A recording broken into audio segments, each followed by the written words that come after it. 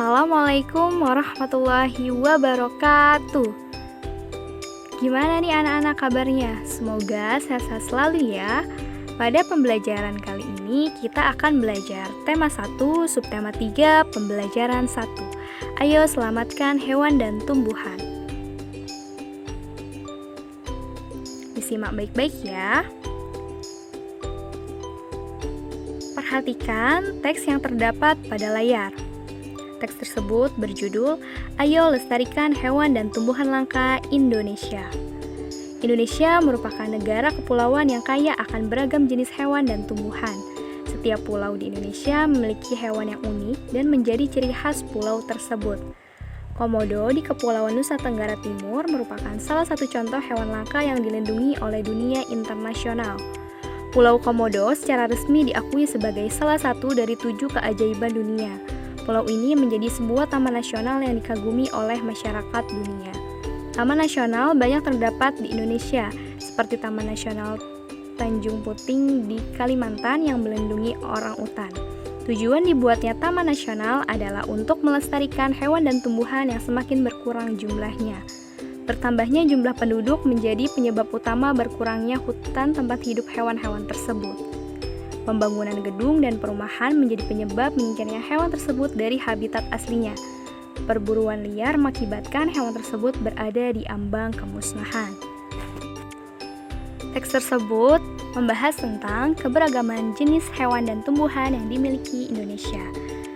Namun, semakin ke sini, hewan dan tumbuhan tersebut semakin berkurang jumlahnya, bahkan mencapai kepunahan. Dengan demikian, kita sebagai masyarakat Indonesia harus melestarikan hewan dan tumbuhan yang langka di Indonesia. Nah, setelah ini, kalian silakan untuk menuliskan ide pokok setiap paragraf pada teks tersebut, lalu tuliskan kesimpulannya. Kita lanjut ya.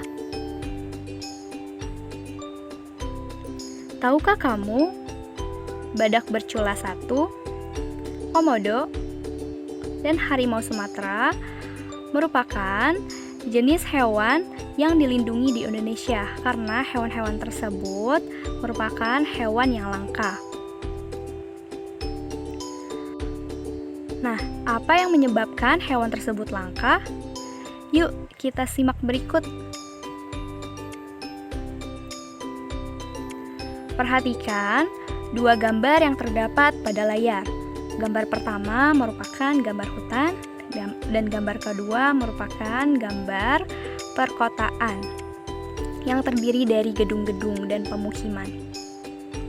Nah, hal tersebut membuktikan bahwa hutan-hutan saat ini semakin banyak ditebang dan dibuat bangunan-bangunan serta pemukiman warga.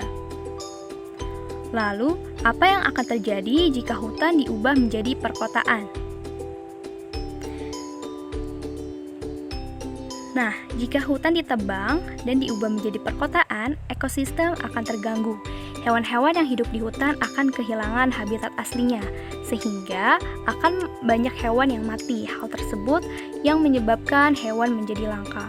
Selain itu, jika hutan ditebang dan diubah menjadi perkotaan, akan timbul masalah-masalah lingkungan seperti banjir dan tanah longsor.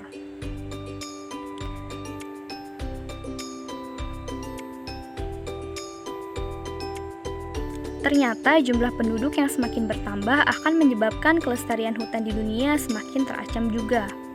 Mengapa demikian?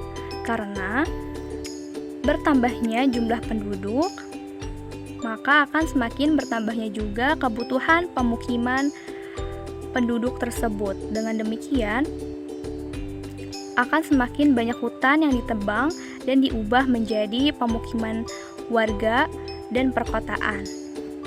Lalu, bagaimana cara untuk melestarikan hutan dan hewan tersebut? Yuk kita bahas lebih lanjut. Nah, sebelumnya, apa yang kamu ketahui tentang pelestarian hewan dan tumbuhan? Ya, benar sekali. Pelestarian hewan dan tumbuhan merupakan salah satu tanggung jawab manusia untuk mengatur dan menjaga lingkungan agar hewan dan tumbuhan yang terancam punah akan terlindungi. Dengan demikian, kita sebagai manusia harus turut ikut serta melestarikan hewan dan tumbuhan agar tidak langka. Karena hewan dan tumbuhan memiliki manfaat yang besar bagi kehidupan kita. Berikut terdapat cara melestarikan hewan dan tumbuhan. Yang pertama, memperbanyak pengetahuan tentang hewan dan tumbuhan. Yang kedua, tidak mendukung kegiatan yang merusak lingkungan. Yang ketiga, menjaga lingkungan sekitar. Yang keempat, pembuatan hutan lindung. Yang kelima, membuat cagar alam dan taman nasional.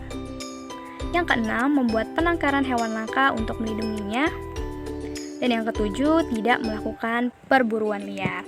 Nah, hal-hal tersebut bisa kita lakukan untuk melestarikan hewan dan tumbuhan agar tidak menjadi punah.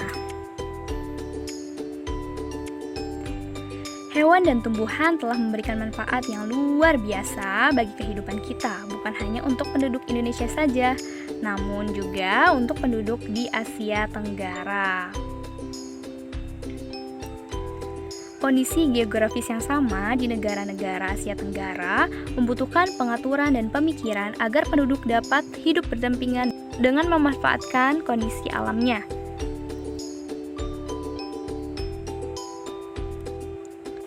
Negara-negara di kawasan Asia Tenggara mempunyai sistem pemerintahan yang berbeda-beda, namun pada dasarnya semua berbentuk republik, kecuali negara Thailand, Kamboja, Laos, Malaysia, dan Brunei Darussalam merupakan negara yang sistem pemerintahannya berbentuk kerajaan. Yuk kita pelajari lebih lanjut mengenai kondisi politik negara-negara di ASEAN. Nah, kalian silahkan membaca sekilas fakta tentang politik di negara-negara ASEAN pada buku siswa. Negara-negara tersebut terdiri dari negara Laos, negara Brunei Darussalam, negara Malaysia, negara Singapura,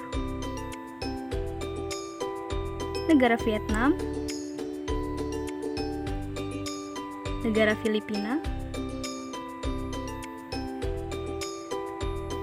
negara Indonesia, negara Thailand,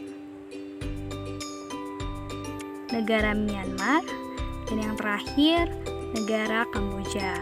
Silahkan kalian analisis kondisi politik negara-negara di Asia Tenggara. Selamat belajar! Ya, sekian pembelajaran pada hari ini. Semoga bermanfaat. Terima kasih. Wassalamualaikum warahmatullahi wabarakatuh. Sampai jumpa di pembelajaran berikutnya.